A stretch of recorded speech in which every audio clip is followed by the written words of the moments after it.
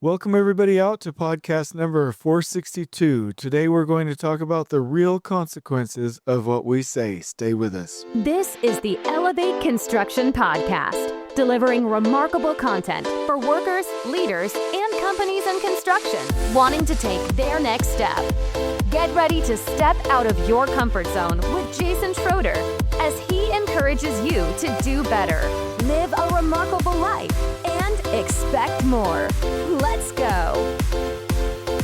Welcome everybody. I hope you're doing well. Today's podcast is hold on. So this is not a cultural reference. This is a Saturday Night Live reference. And so I hope that everybody finds it acceptable. But there's a part that Katie and I always reference in a Saturday Night Live little clip where I can't remember who said it, but anyway, one of the actresses says, "See, what I had said was," and when Katie says something that nobody understands or that might be a little bit offensive, or if I do or whatever, would be like, okay, so what I had said was, and it's kind of funny. I'll see if I can find the clip. But anyway, there are real consequences and real meanings of what we say, and so I thought that would be kind of a fun title. So let's go ahead and kick this off with a little bit of front matter in the podcast here today, and then we'll get right into it. So first of all, it's been a week. I had a week off last week. It was absolutely fantastic. I got caught up and a little bit ahead before that. So actually I'm still on target with the number, meaning I'm exactly where I should be. So by the end of today, I should be at podcast number 461, but I'm going to go ahead and get started and get it kicked off so that we have a really good 2022. We're going to have some great content, more podcasts. We are going to kick it out at an accelerated rate. So my week off was great. We had a fantastic Christmas time as a family. I took the kids to their grandparents' house in California for a couple of days, really just checked out, did a lot of writing, and basically got through a lot of elevating construction senior superintendents and finished everything that I have to finish for Brandon for elevating construction surveyors. And so that was, anytime I get time off, I really like to write. So I had a great time. I'm ready to get back into it. I have no idea how we're going to keep up with January and February, but it's going to happen. So there's an update on how we're doing. Here's some talk or some feedback from fans. Hi, Jason. Recently, I read your book, The Art of the Builder, and wanted to let you know that I found it to be one of the most influential, inspiring, and informative books I have ever read on leadership. I've read dozens and dozens of books from countless authors, taking classes and workshops, but nothing that speaks directly to superintendents. Personally, I quickly stepped right into the role of superintendent on a multi-billion-dollar infrastructure project without the opportunity to mentor under a lead super. After somehow closing that job, I am about to start my second project where my scope will be well over $1 billion, and I know that if I'm going to have any positive influence, I have a huge amount to learn. Your book and podcast have provided some mentorship that I felt was lacking, and I will certainly be insisting that some of my people read your book if they read nothing else. Cheers. And then that wonderful human being that gave me feedback wrote their name. So what I'm going to talk about today is that there are certain things, and I want us to be more attuned to these things. There are certain things that are said in construction that have different meanings. And I don't know, you know what? Let me just go right down to it. So I'll get back to the thinking and systems here in just a minute. But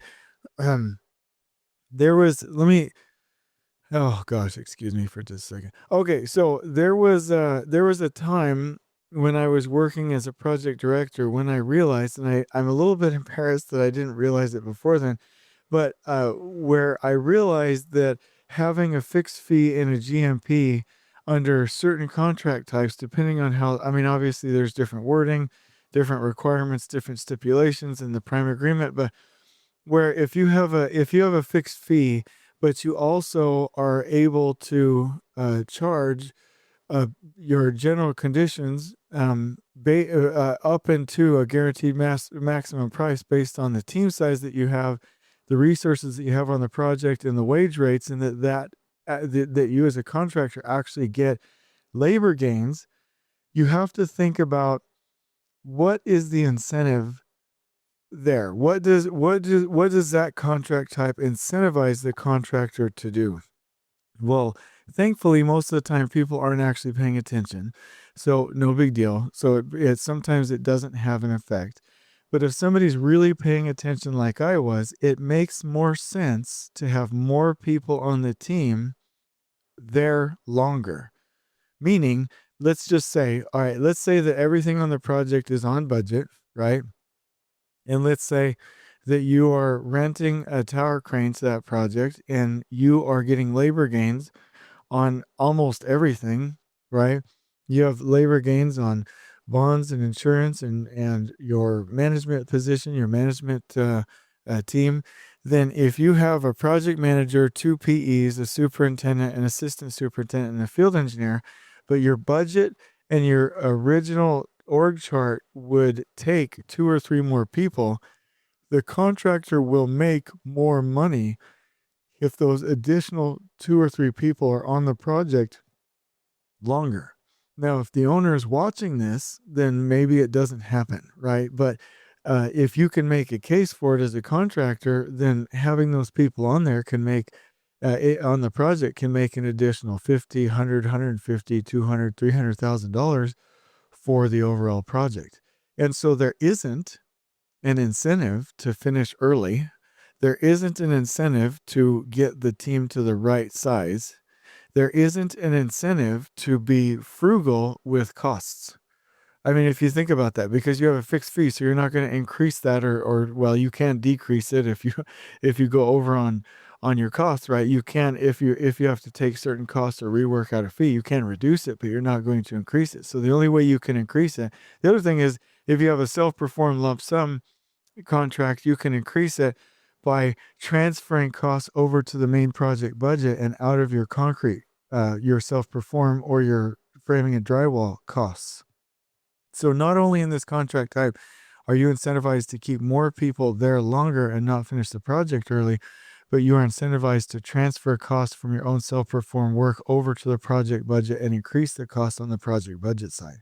So if somebody says, you have a fixed fee in a GMP contract. Okay. So that means, okay, well, we have to finish this project under a certain price and we have a fixed fee. We're going to make good money. Everything's accounted for. That's what that means to most people. But what it really means is that the contractor, so you have a fixed fee in a GMP contract. You are incentivized to take longer with more people and to transfer costs out of self-perform. That's what it really means. And I'm not trying to exaggerate there. I'm just thinking in systems. So now I think it's time to go back. When I talk about thinking in systems, and I might do quite a bit of this here in the future because it's quite remarkable thinking about this. But when we talk about thinking in systems, and this is from the book Thinking in Systems, a primer, and I think it's by Donella Meadows. It talks about how systems are a grouping of inflows, stocks, and outflows, and feedback loops. And those feedback loops are formed when there's a change in the stock or the inflow or the outflow. And there are certain triggers that will increase or decrease a stock level or increase or decrease a flow. And they're usually balancing loops and reinforcing loops. And I know that sounds pretty complex, but if I could put it into my own words, what it means is that everything that you deal with is a system. A contracting method or vehicle on a project is a system. And it has certain feedback loops. When you fix the fee and when you allow the contractor to have labor gains, that is a feedback loop that is telling the contractor to have more people longer. And so instead of just taking things at face value the way that we thought that they were, the way that we, what do I want to say?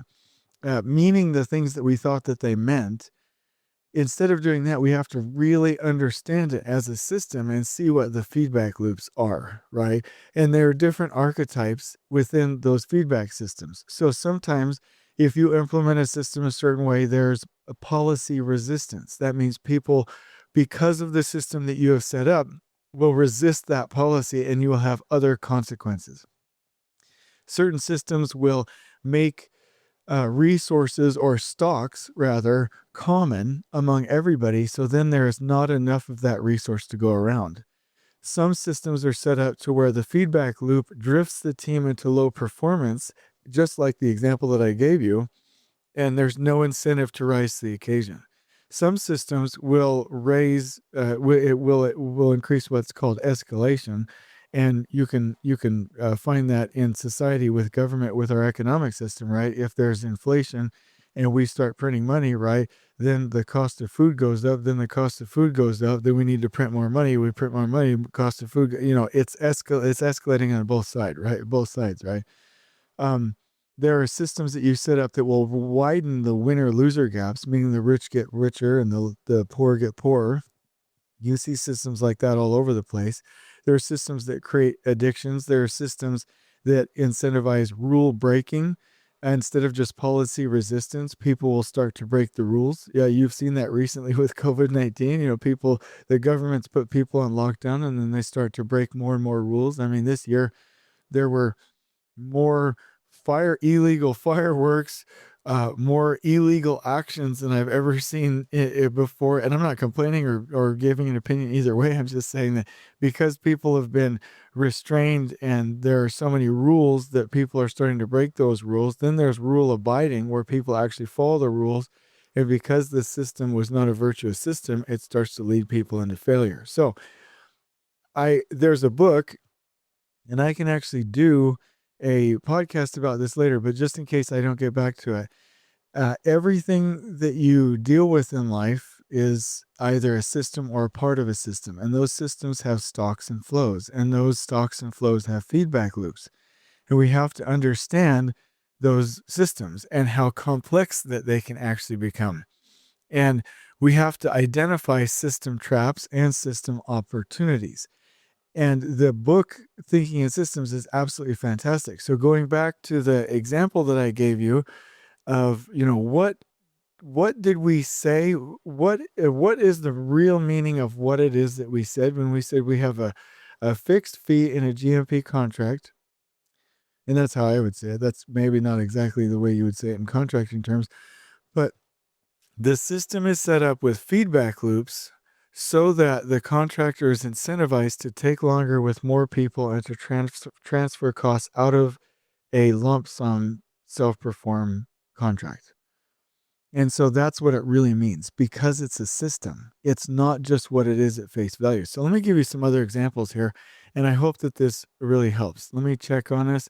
We're doing really good at 12 minutes. Okay, so really great. All right, so the designer says, and these are just a few. Literally, I think one day we should sit down and do kind of a brainstorm of these, and you can do this in your company and think about the most commonly said things and the traps that you can get into with them. And I think it would be a really good exercise. And I might do this as a post in the future. So the designers say, we have a system that works for us. You just need to fit into it, and we will release the design as we're finished, right? Sounds reasonable enough. They have their own system, all good. What that really means is that there will be no collaborative design process here on this project, and we will treat it basically as a phase design bid build, meaning that the contractor and trade partners can react to the design with costs and put the owner through a jockeying back and forth effort, this pinball effort of the project being too expensive and the designers wanting to get as much design into that building for their portfolio and their resume as they possibly can, and they will not prevent problems before they actually occur. And the reason that happens, what are the feedback loops? The feedback loops are if the designer thinks this way and is not brought into a collaborative environment, then they will design in a silo. They will put in as much as they want, as much as they can get into the design, because they want to put that project into their portfolio of beautiful projects so they can sell future work, because that's their focus. So the feedback loop is for them to be self-serving, get as much as they can, and then the contractor is the bad gal or the bad guy by saying it's too expensive, and then we go through a value engineering, quote unquote, effort to get it fit it back into the budget, and they pawn it off on the contractor instead of working collaboratively. So if you hear a designer say, hey, we have a system for our design that works for us, we're really not interested in Scrum or pull planning or the collaborative environment, you need to just fit into it, we'll release design as we go. What that means is there will be no collaborative design process here, and we will treat it basically as a phased design bid build. And it's because of the feedback loops and the incentives on the project. Here's another one. The owner says we have shared float in the schedule. Okay, what that means is, because now you have, going back to our archetypes, you have the tragedy of the commons, meaning there's not enough of a resource to go around. The feedback loop is that what it really means is the owner will use the float for design changes and you cannot have any. Therefore, the contractor will start to hide the contingency or the float, and you will start to have two schedules. Why? Because the feedback loop tells the contractor that they cannot use contingency or buffers for actual delays. The owner will take them all. It will only force the conversation that if there's float, that there's not a critical path, and that the contractor doesn't have a legitimate claim to a delay or have a legitimate conversation about a delay, and the contingency has to be used, and therefore there will be no contingency. You cannot build a schedule without contingency, so you will now have two schedules. So now that is policy resistance, that is tragedy of the commons, that is drifting the team towards low performance, and it's rule breaking. So there's 4 archetypes of feedback loops within this system, this vicious system that we've created now, where when the owner says we have shared float in the schedule, they think they're brilliant when they say that, but it's causing the contractor to hide contingency, buffers, or float, and to have two schedules, which means they have now lost control of the project. Here's another one. We need to competitively bid the project and get 3 prices for everything. That means that we will get the lowest cost, the lowest value, or we may get the lowest cost, lowest value service provider or vendor, and it will become more of a nightmare to finish the project as we bring on more and more failed vendors or trade partners. And so when you automatically put those prices together, what is the metric? If you're not looking at the value, right? If you're not looking at best value, if you're not looking at qualifications, you're only looking at costs, but you say, quote unquote, you want the best value. You are not going to, as a human being, select the best value when all you're looking at is the lowest costs.